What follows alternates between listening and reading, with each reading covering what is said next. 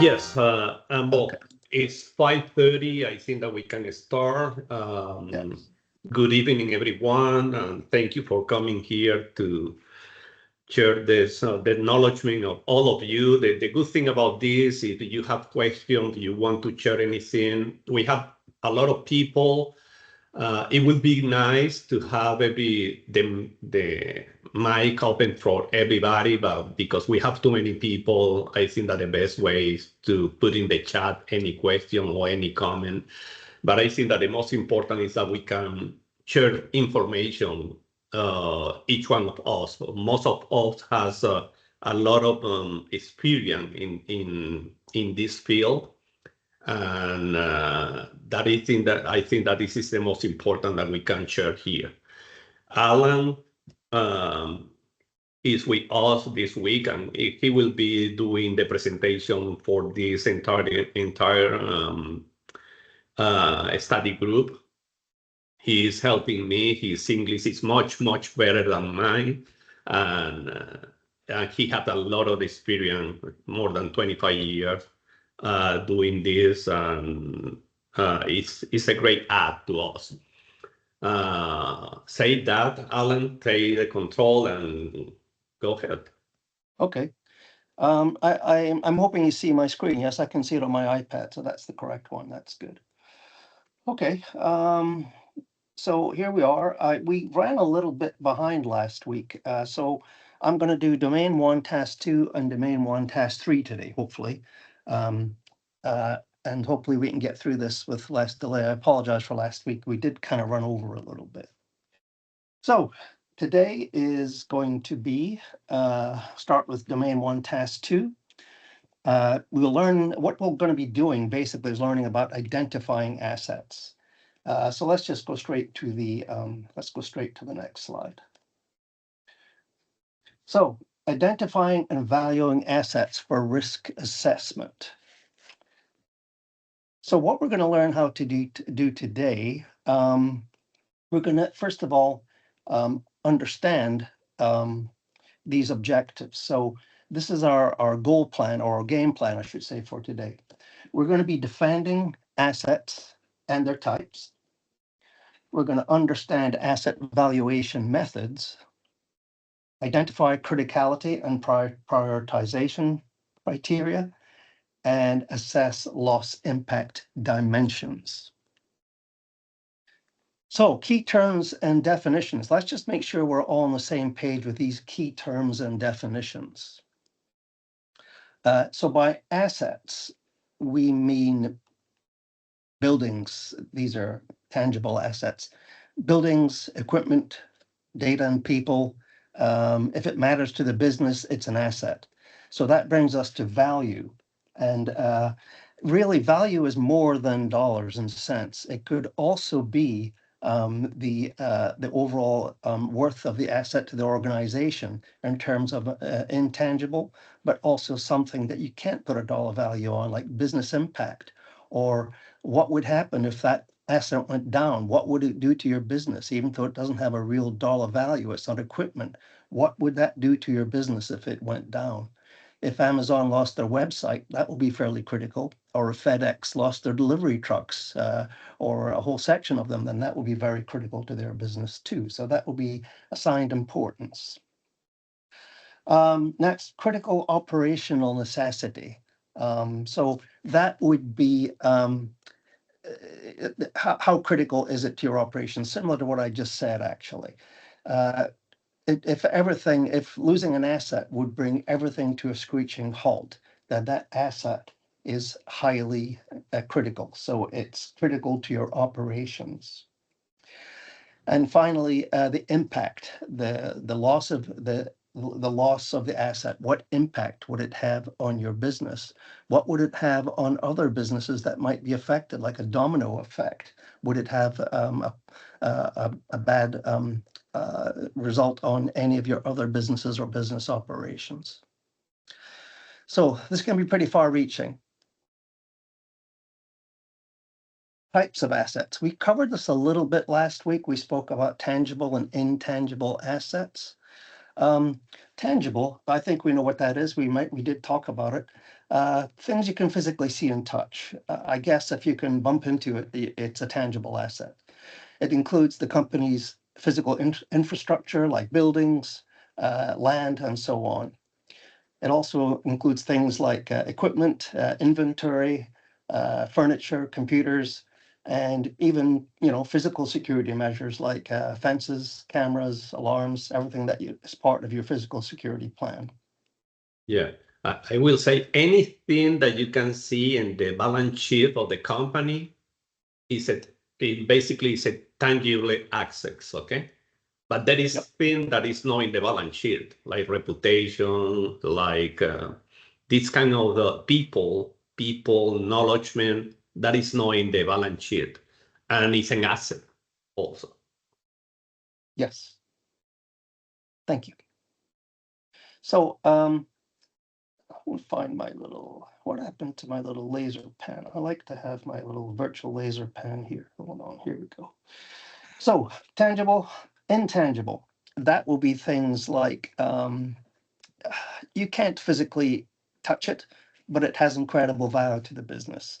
Intellectual property, IP, brand reputation, data. If you have customer data on in your server room, that is intangible, but it is extremely valuable. Knowledge and skills of employees all fall into this category as well. Workforce. Okay, so actually, workforce and the people who work for your organization are always considered the most valuable of assets. The people that work for you is your most valuable asset. I think you'll find that across the board. So your workforce, your knowledge, skills, you want to keep them as employees. Therefore, they are a valuable asset. And of course, digital assets too. That will be things like your systems, your network operations, your software as a service if you have it, and things like that.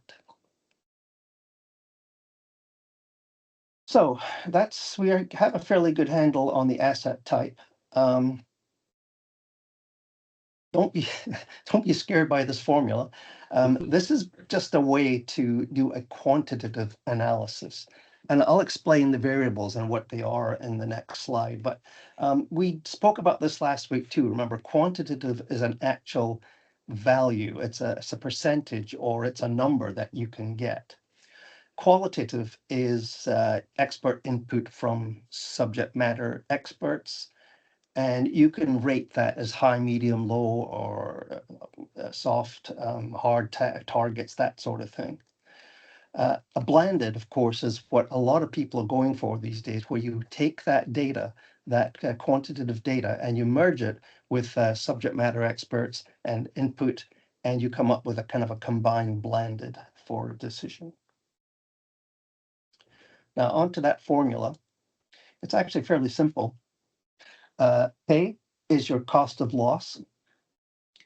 CP is permanent replacement cost. So that would be your that would be how much does it cost to replace that asset that was to buy a brand new replacement for the asset.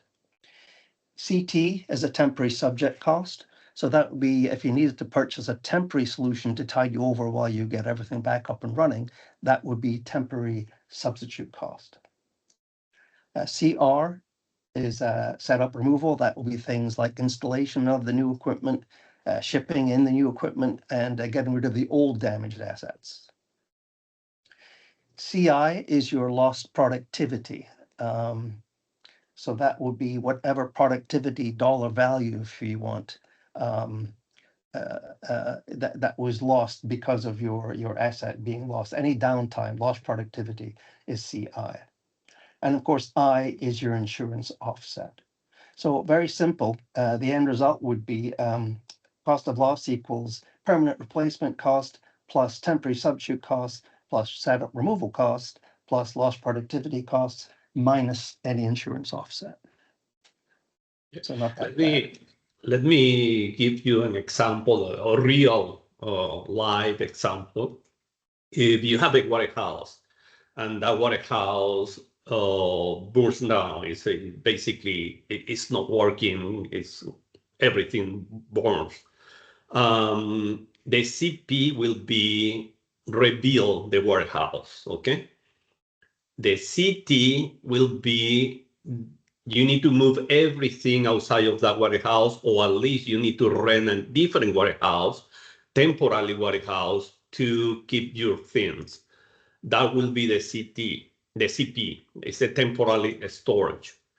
The labor to move the goods will be the CR. Okay, you need to pay for move that.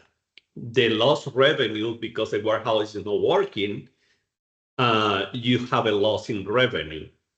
At the end, you deduct the insurance. The insurance pays you something, you deduct that amount. But the most important is that you need to see this not only like the access that is the warehouse. You need to see this in a more complete way, more holistic way. Okay. Yep. Thank you, Nelson. Okay, so that's your formula. It's not that difficult. It seems pretty obvious, right, when you look at it that way, but that's basically how you would come up with the cost of loss. Okay, next, let's just have a little look once more at qualitative valuation methods. So that comes, of course, this approach uses things like expert opinions from subject matter experts, and they can be in-house, they can be consultants, they can be out of house. Typically, it will be the department head of anyone who would tell you what their idea is, and that would give you a good indication of what that risk rating would be. So instead of trying to put an exact dollar amount like we're speaking about, you're looking at an overall impact from a qualitative point of view when it comes to brand reputation. You really can't put a number on brand reputation, right? It's more of a, really bad or not so bad, but mostly it's a high risk, and it's a bad thing if your reputation is damaged. It's very difficult to get that back. And also the customer trust in that case, it would also be a problem getting your customer trust back. And these are useful also for intangible assets, like I said, your brand reputation, or your other things that you can't see or touch. So that's where qualitative comes in handy. Now, the blended valuation method. So it's important because you do have tangible and intangible assets. This is where a blended valuation method will help you a lot.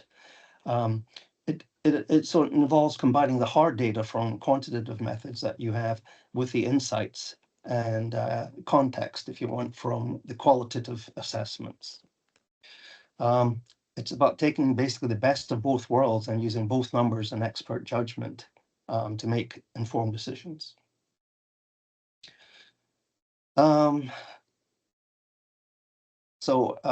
Yeah, it'll help with the security budget too. Remember, you have to present this if you're working for your own company, or your manager or a CEO. You have to present this plan to him. So this will help you to do that and get the best of both worlds, because typically they want to see numbers as well as a qualitative analysis too. Prioritization. So you can evaluate each asset's importance by asking, how dependent are operations on this asset? So dependency, for instance. Interconnectivity with other assets. What would happen if that asset disappeared or got damaged or stopped being there for any reason? What effect would that have on other interconnected assets? Think of maybe an HVAC failure. If that can raise the temperature in your data center, that would be something that will be interconnected, and that's something that you have to think about. If the HVAC goes down, do you have a plan in place to keep your data center cooled? And of course, mission criticality. How critical is your asset to the operation? And vulnerability to threats. We're going to talk a lot more about threats in domain 1 part 3 or task 3.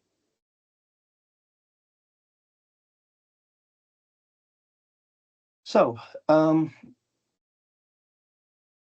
we have assessing loss impact. So there is a direct losses. That would be equipment repair or replacement, a response from emergency equipment and recovery, and that sort of thing. Indirect would be the PR. PR is getting so important these days, what with the rise of social media, because whether it's whether it's true or not, what you see in social media sometimes guides your opinion on that company if it's a very negative thing that happens. So you've got to have good PR people. So indirect indirect loss would be a PR crisis, lost customers, or even legal action. Reputational. But that is also extremely important in terms of modern communication with social media. Brand damage, trust erosion, loss of stakeholder confidence, that sort of thing.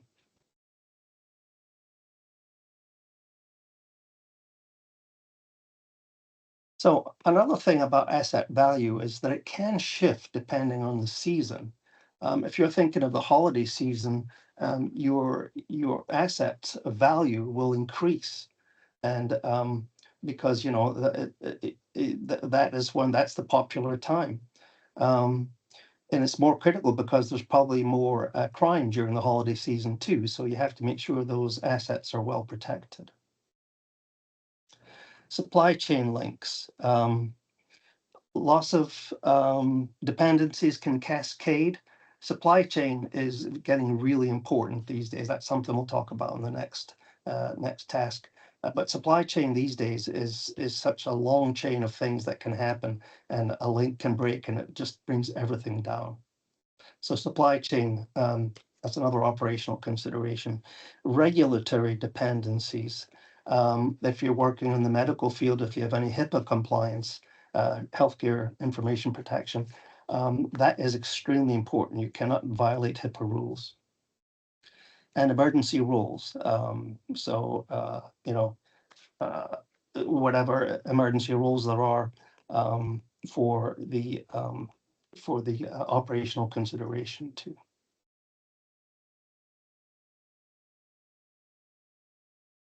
Summary table. Okay, summary. This is good. Summaries are good, and I like to keep these separate because they're a good little reference too. So if you have tangible assets, so sorry, I think that you can move to that slide, duplicate, and the next slide is much better. Yes, I think I saw that when I was looking at this. I think this kind of sums everything up nicely. Yeah. Thanks. Yeah. So this is a nice table, and this is really good to keep as a kind of a reference also. So it goes by asset type, an example of that asset, the valuation method, and impact dimensions. What dimensions would it have on your operations? So tangible asset, of course, we just learned facilities, vehicles, hardware, anything that you can bump into. Valuation method is cost, dollar-wise, and downtime. Operational and financial will be your impact dimensions. Intangible, brand, data, reputation. The valuation method is surveys, expert input. That would be qualitative, of course. And impact dimensions, regulatory, reputational, and continuity, business continuity. Your workforce, an example, of course, skilled personnel, executives. The valuation method will be attrition cost. If someone leaves the company or a group of people leave the company, what would the impact be? And output loss, production output loss. And the impact dimensions, of course, on your organization would be strategic, moral, and knowledge drain, of course, the brain drain. Asset types, digital assets, networks, video management systems, cloud software, and the valuation method will be downtime and recovery costs. And impact dimensions, of course, would be cybersecurity and business continuity as well.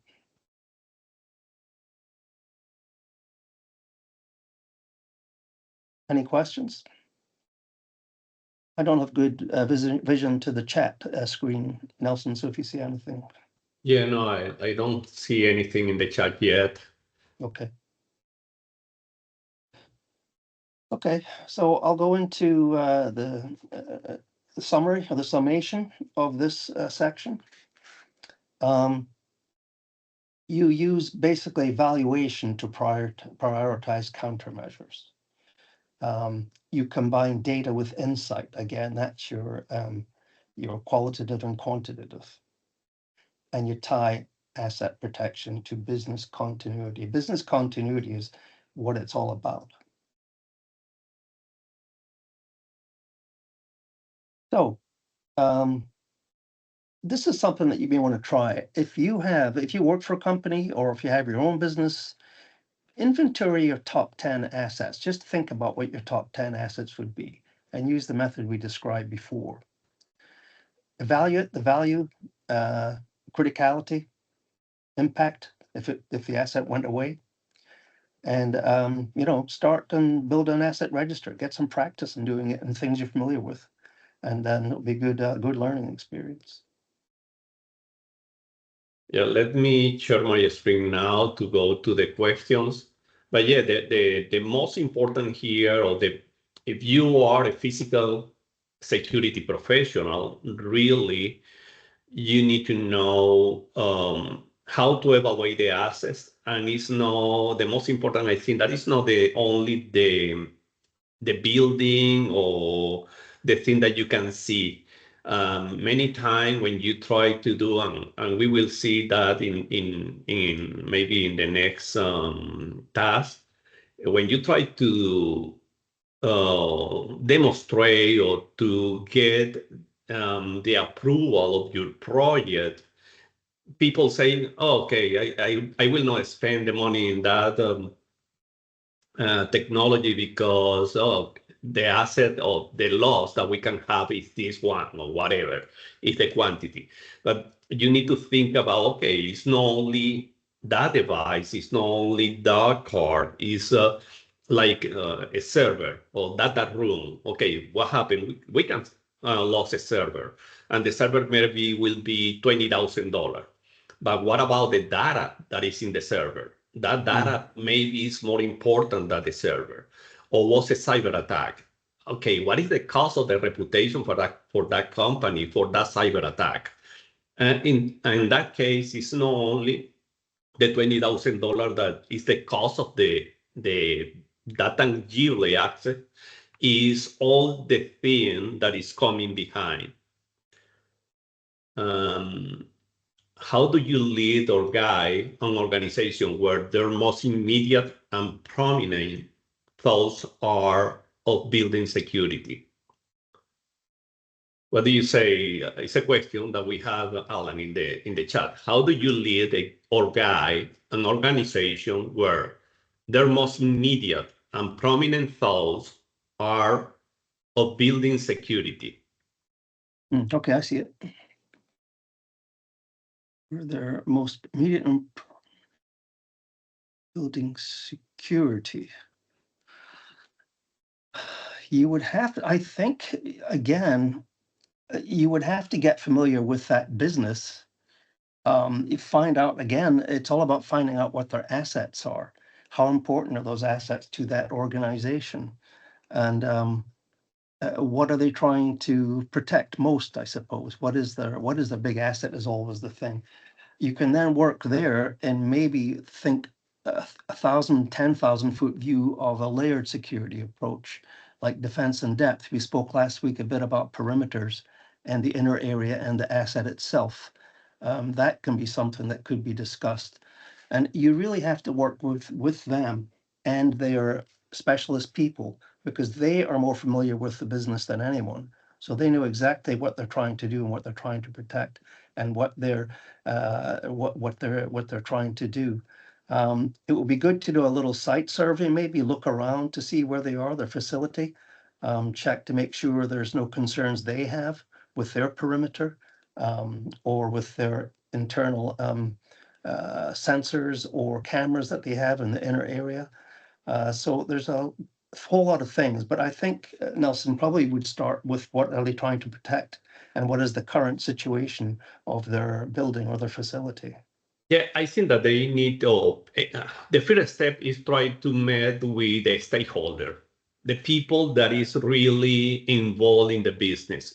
If they want to only, or they are focused only in the security of the building, is try to make those questions, okay? What happened with this? If you understand the operation, probably you will start to make question that they will give you the answer, okay? Mm-hmm. If, okay, we can protect the building, but what happened if our operation is down? If we have a break and the operation is down for 1 week, how much is the impact in the business for that 1 week? How much we can lose, okay? Those, when you start to make those questions, it gives you more insights about the business, and you can define what is the system or how you can help them, because it's not only system. In some cases it's procedures, okay? In other cases you need to do different things to protect the building, or to understand, okay, or to provide them answers about the thing that you believe you can help them in the physical security protection. I thank both of you guys for your answers. They were both helpful.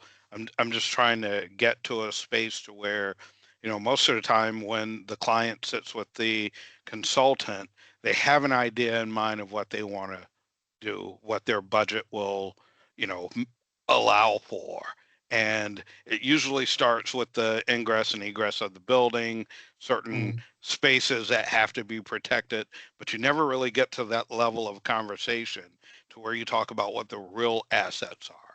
And so, my question is, directed in that vein to where it's like, how do you lead and guide that conversation? And maybe it's not a conversation for the PSP, but in looking at the PSP and thinking about how you want to apply it, you do want to be that physical security professional. So it's like, where are your true assets, and what are we really working to protect? And sometimes those are difficult to get to the heart of. And that's where your answer really helped, because Nelson, because you did speak to the making sure the stakeholders are there, and you as well, Alan, help with the practical application of it. But I'm still at that spot where it's like, how do you get there? Yeah, And I think somewhere between your two answers is my no, answer. So thank it's you. not easy. It's not easy. I think it's like it's a conversation, and you need to involve the stakeholder. That is not only maybe the security guys, not maybe the security manager or the security director. You need to involve maybe also human resources, IT, other people in the conversation, in order to understand really what is the access that they need to protect. Because many times they have an idea. They say, I need cameras. Okay, why you need Why cameras? exactly, and what views are you trying to capture? What is Yeah. it you want to see? I get it, but it's oftentimes difficult to get to that layer, because Yeah. again, they've already defined their budget. They know they want cameras, they know they want door security, and they know they want it in certain areas, but you never really get to that discussion of, you Mhm. know what is it you're really protecting. And that's what I'm interested to gain knowledge on. And so thank you, both of you, for your answers, your response. My go-to person was always the security director and the IT guy. The IT guy, of course, is more of a later kind of a thing, because everything runs in a network now, and you have to get them involved, especially if there's cameras involved, because he wants to know the effect of the camera streaming on on his network. Yep. So, but definitely the security director was always my starting point. Okay. Now we will do exactly the same thing that we did last week. We have basically a practice test for this domain. you will have a QR code, and I will copy and paste the link in the chat. And you will have 3 minutes to answer those questions. Don't worry about it's not a test for you, it's more practice. Don't worry about the answer. We will provide the answer at the end of the set.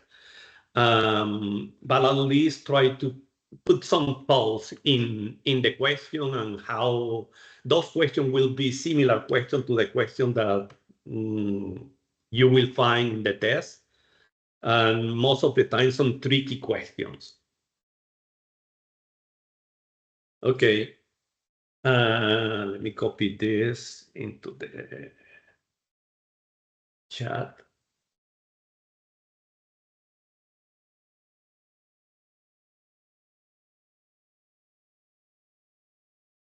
You have the link in the chat.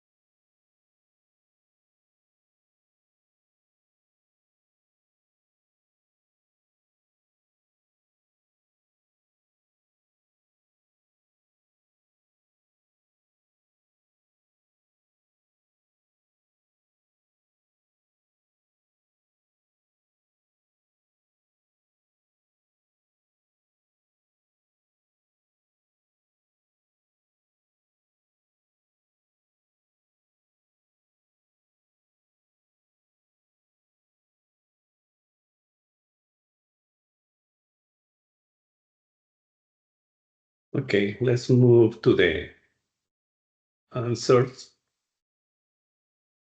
Oops, I think that I went fast. Okay. You want me to go Yeah, through the you slide? can. Okay. Go ahead. Which of the following best defines criticality in asset identification? And of course, it's the importance of the asset to operational continuity. It may have different words, but the operation, basically, your operation is what we're trying to protect, make sure nothing fails owing to the loss of an asset. And it's from the Protection of Assets, Chapter 3.2, page 31. Asset criticality depends on the organization's mission and the necessity of each asset to resume operations. I want to do it. Yeah, basically, last week I received a comment about this section. Okay, in some cases, in that section that I'm referring here, well, all this information is pulling from the POA, that is a physical of the manual. I forgot. It's from the book, POA book. Okay. Yeah, it's the actually for the CPP study. I think there's 7 or 8 volumes, and the one that really pertains to physical security is the protection of assets. Protection of access, right? Yes, right. All of that information is pulling from. I'm using some AI tool to pull out that information. And last week, I didn't take the time to go in each one of them to review and double check that the page was the correct page. Okay. And in some cases, it's not a literal information. Is basically from that information. It's an interpretation of the information. For that reason, it depending of the POA book that you are using, the version that you are using, I'm using the online version. And in some cases, you will not have exactly the same phrase because the AI is doing an interpretation. But the thing that I have been doing is I'm going each one of the questions, and based on my acknowledgement, I double check that everything is right. And you can, I think that you can trust in that information. And most of the time now, I'm trying to try to write the literal information from the POA to avoid any confusion. Let's go to next.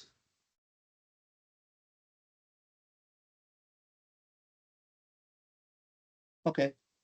This one we just covered, so I imagine everyone got this one right. Which formula represents the cost of loss model and asset value? CP plus CT plus CR plus CI minus I.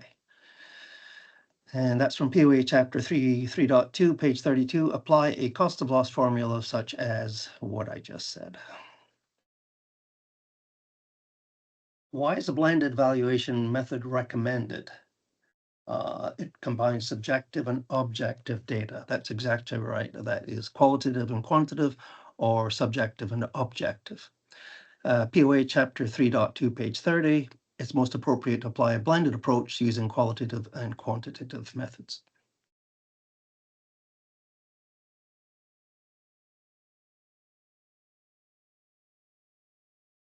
A business impact analysis, BIA, helps identify C, operational dependencies and consequences of disruptions. And that's from POA chapter 6.6, page 101. Business impact analysis includes data analysis of operational dependencies. Let's go to the next set of questions.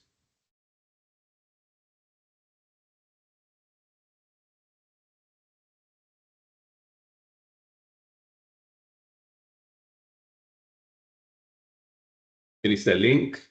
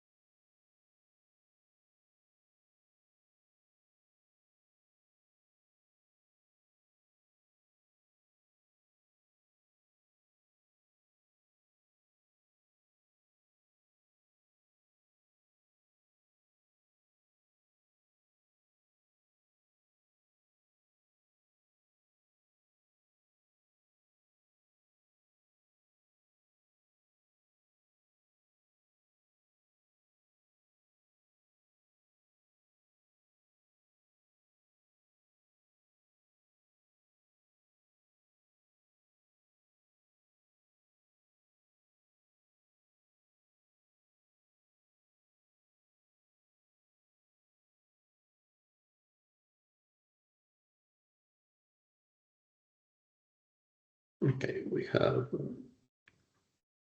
22 answers. Let's move on.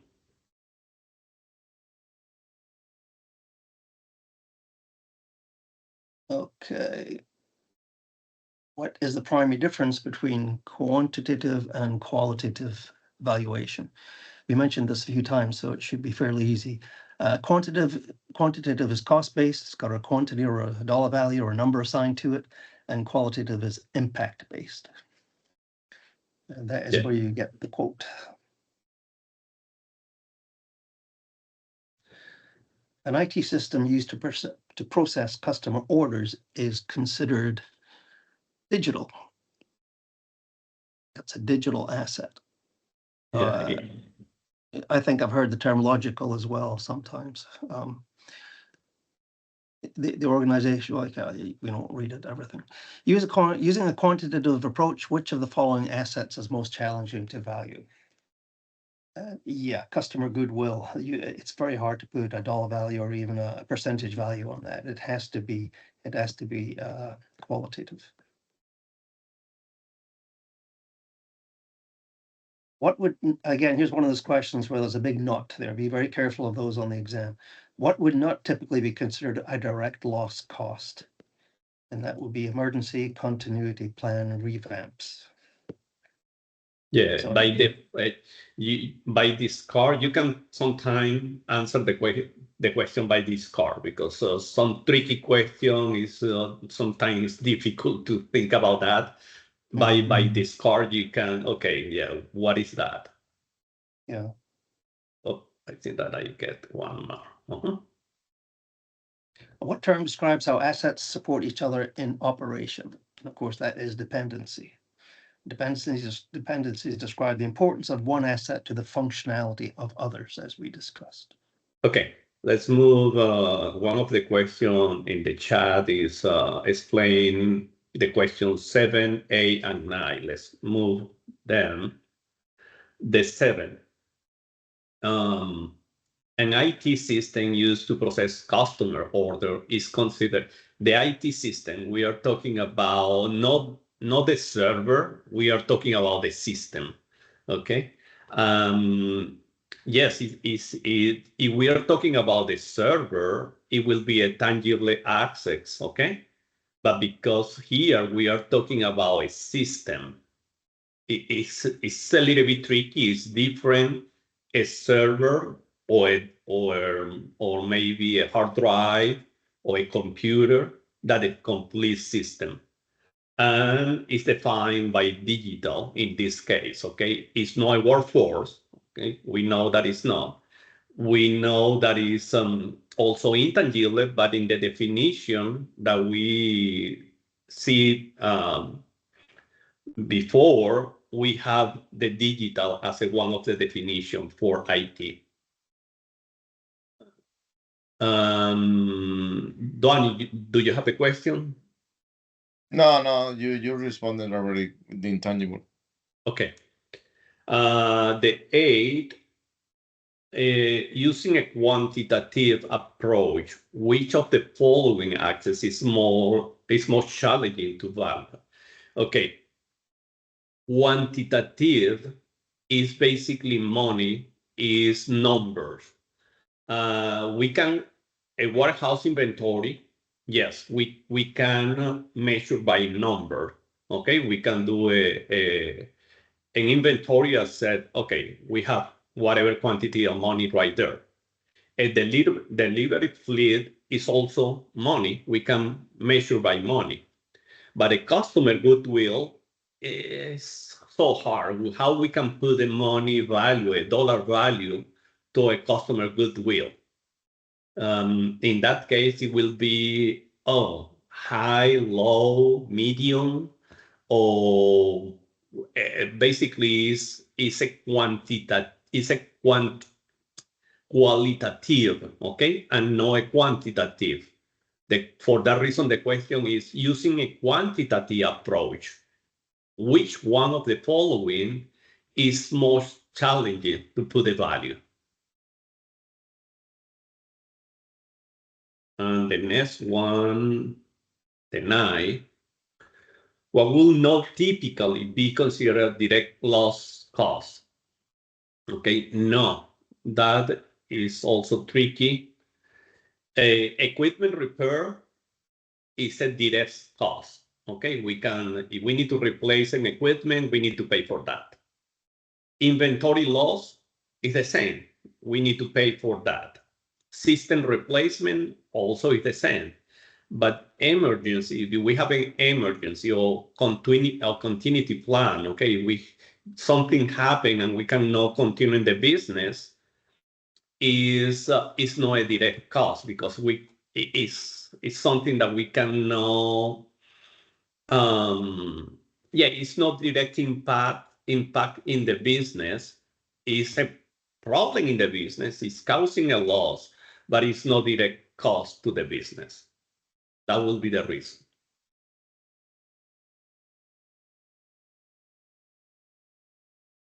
Okay.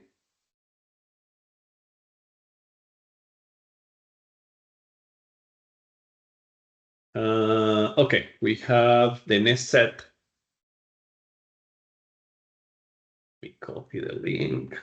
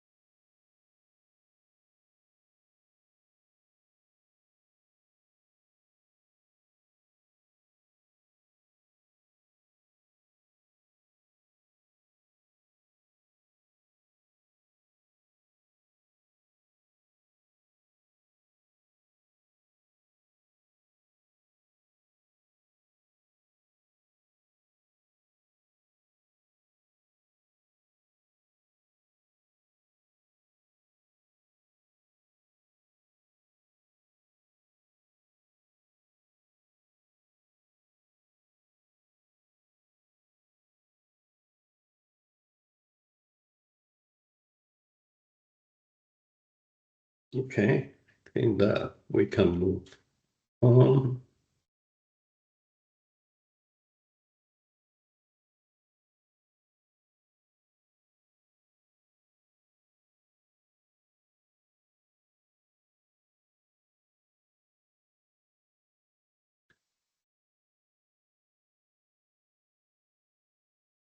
Got to unmute, sorry.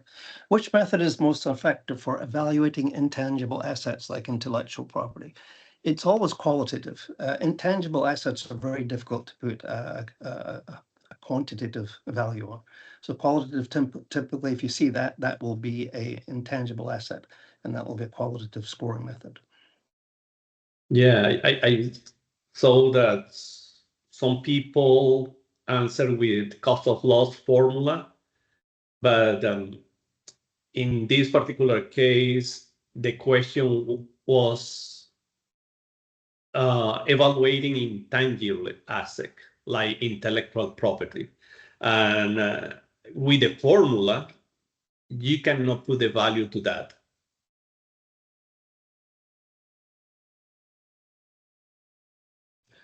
And which, go ahead. 11, yeah, 12. What kind of impact is associated with losing stakeholder confidence? Again, that will be reputational. Again, something very difficult to get back if something happens, so a very valuable asset.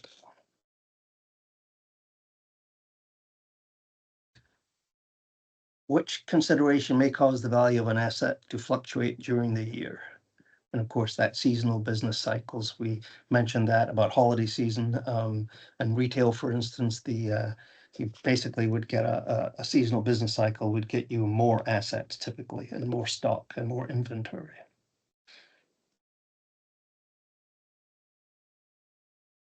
If the failure of one asset results in the failure of others, the prioritization model should account for chain dependencies. Yes, anything that's in that chain of dependency is very vital as well. Digital assets such as software as a service tools are best evaluated using total cost of ownership and uptime impact. You'll sometimes see TCO, that is total cost of ownership. Yeah, that is important when you talk about the total cost of ownership.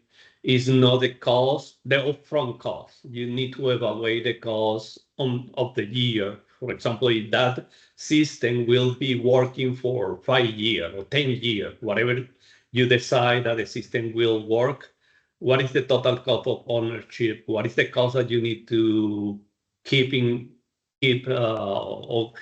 that you need to allocate to, let's say, the service for that particular device or system?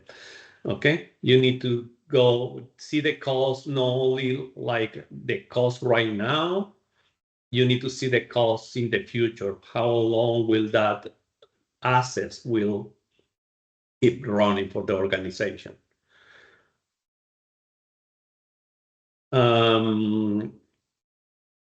With this, we end the domain 1, task 2. Our goal for today was domain 1, task 2, and 3, but I think that we had a good conversation, and yeah, I think that we don't have the time to go in domain 3 today. We will go in domain 3 next week. Maybe we can next week do domain 3, 4, and 5. Task 3, 4, and 5 to complete domain 1. Okay. Yes, SaaS means software as a service. Like in some cases, for example, people know Genetech. When you go in the cloud and you pay for cloud service, it's a SaaS service. Or Windows. You pay not for the Windows in your machine, but you pay for the Windows 365. That is a SaaS service. Well, with that, we ended today's session. If you have any question, send on the chat or send to my email. I will try to answer those questions for before next week. Okay. Thank you for being here. Sorry, Nelson. I just had one other response to Don's question about how do you lead or guide an organization. Just thinking, what I used to do really was I wouldn't actually approach the topic of assets directly straight away. normally, if it was a security director, which I normally try to meet with, they would tell me what they're trying to accomplish, basically, with with their security, and that would probably lead to the discussion on what they're trying to protect. So, sorry for coming up with that so late. It just popped into my head. Excellent. Thank you so much. It makes it worth hanging on. Thank you. I Patricia, appreciate it. That's awesome. I Thanks. think that Patricia have a question. Okay. You are mute, Patricia.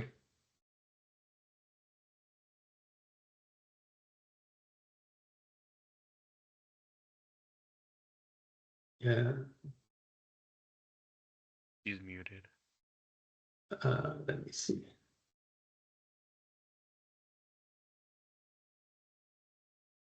Can you hear me, Patricia?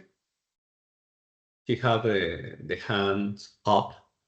It looks like. Could have been accidental. Yeah, maybe. Okay, if you don't have any more questions, we are good Thank for you guys today. for another excellent session. Thanks. Yeah, Thank you, thanks Don. for joining us. Thank you. Bye. Have So long. a good weekend and happy Yes. 4th of July. Everyone as well. See you guys.